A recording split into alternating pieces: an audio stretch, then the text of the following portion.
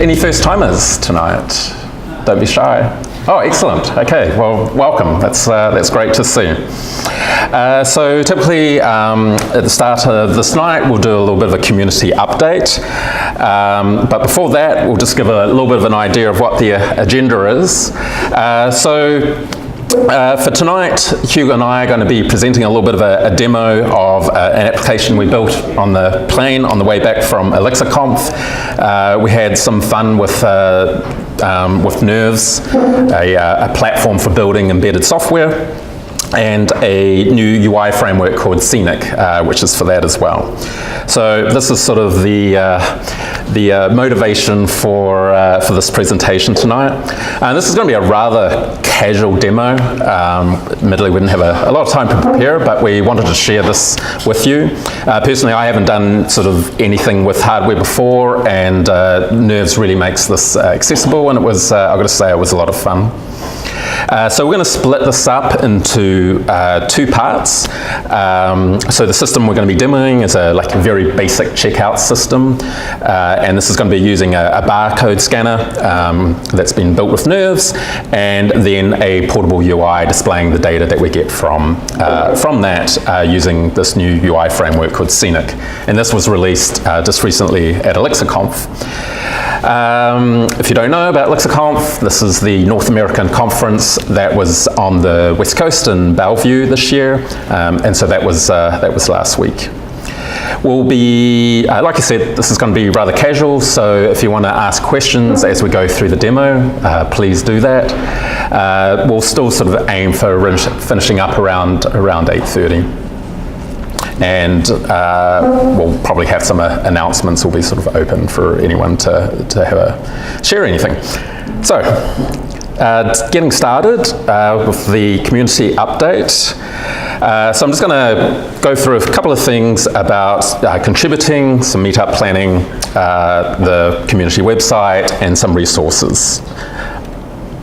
So first of all, we're always looking for contributors. We have a playbook on GitHub that outlines all the roles that's required to make this meetup happen.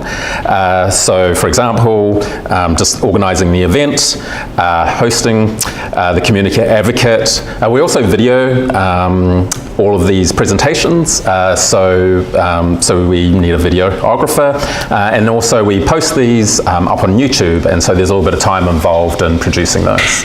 So if you feel like getting involved in that way, we would definitely love to hear from you. And again, on the playbook, on GitHub, we have those roles outlined, so if you want to get a feel for what's involved in each of those. Last season, we were doing a meetup every month. We were admittedly sort of struggling for presentations, so we're going to try every 2 months now. If we see sort of more demand, we'll more than happy to switch back to a month, but we'll see how every 2 months works. So that means our next meetup is going to be in November, and that will be on the 14th, I believe. Can I ask a question? Yeah, please. Can we move the date though, so it's not on the same night as Lambda? It's like the two meetups have such complementary aspects. Yeah, sure. We can look at that. Yeah. I mean, there's no specific reason why it's this date. So yeah. Two functional meetups. Yeah. No, for sure. Yeah. No, it's a good point. We might get a better turnout, perhaps. Yeah. Okay. Well, thanks. Yeah, thanks for that. Can post a poll on the group and have people vote. Yep. Yeah, that's even a better idea. Yep. Sounds good. Okay, thank you for that. So next up is the website. So you may or may not know, we've got a community website. It's really something just to aggregate the data from meetup.com, from YouTube, from Twitter, and maybe somewhere else, I can't remember. So there's some low-hanging fruit there if you want to get if you've never sort of used Elixir and you want to get your feet wet, there's some low-hanging fruit in terms of issues on there. One of those right now is it would be nice to sort of upgrade the site to Elixir 1.7 and Erlang 21. So if you like to check that out, that is issue number 57. quickly write that down. And then next up, in terms of resources, I just want to talk a little bit about the takeaways and highlights from ELIXIRCONF.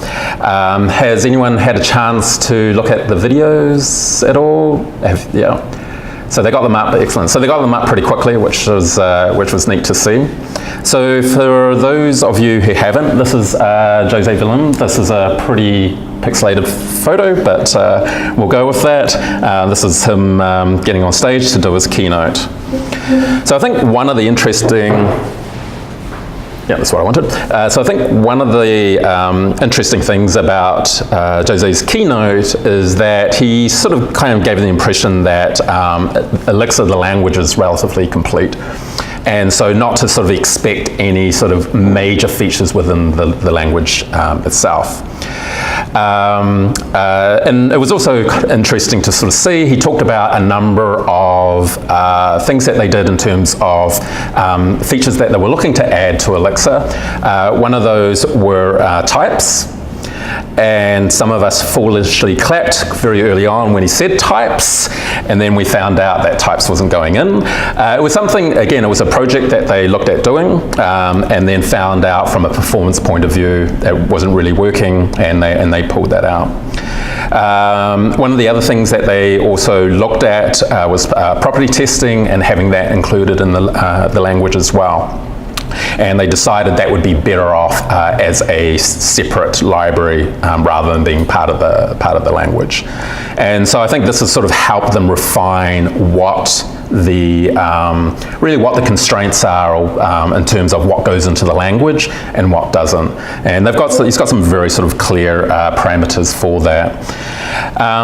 So I guess it's kind of funny sort of being in a keynote and sort of, always expecting something new and exciting, and someone says, well, don't be hanging out for 2.0 because it's probably going to be a very sort of long time away. And but I think also that's kind of neat to sort of think about the language as actually being quite mature at this point. Admittedly, it's sort of got pretty much everything that I would want in a language. But having said that, there was a really sort of call to arms that, hey, it's in your hands to sort of build upon this platform. And I think some of the projects certainly, obviously Phoenix is a good example of that. Nerves, that's been around for a while as well, is a great example. But also some of these interesting new projects such as Scenic, which we'll be demoing and talking a little bit about tonight. So having said all of that, I guess one of the other takeaways was this idea of how these different projects are leveraging. So for example, with Nerves, one of the founders for Nerves is actually building out what he's calling Nerves Hub. And there were some changes in Phoenix that allowed him to sort of do that. And so these platforms are really sort of leveraging each other. And especially, I guess, just sort of the fact that you can run Phoenix on a Raspberry Pi as example. They really are intersecting, and again with Scenic UI, that's going to be a perfect UI library for running on a device such as Raspberry Pi.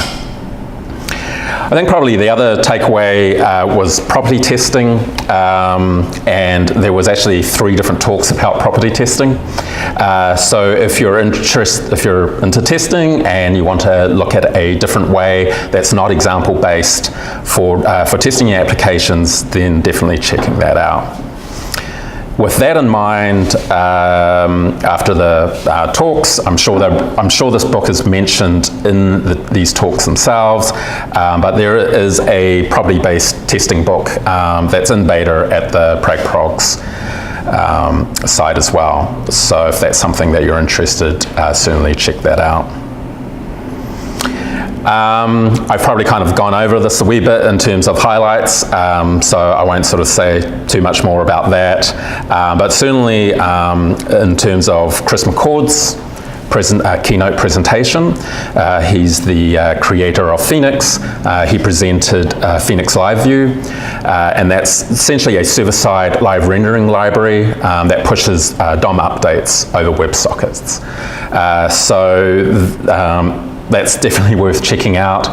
He's got some pretty impressive animation, server-side based animation that he's pushing to the client, and the performance there is pretty impressive. So my understanding is that Phoenix Live View is going to be something that is actually is not going to be core in Phoenix. It will be in a separate library that you can include in your application. So that's certainly worth checking out. And that's it. That's all I have for you. Was there any other questions? All right, so we're just going to take a quick 2-minute break. We're going to sort of get ready for our demo here, and we'll get started on that. Thank you.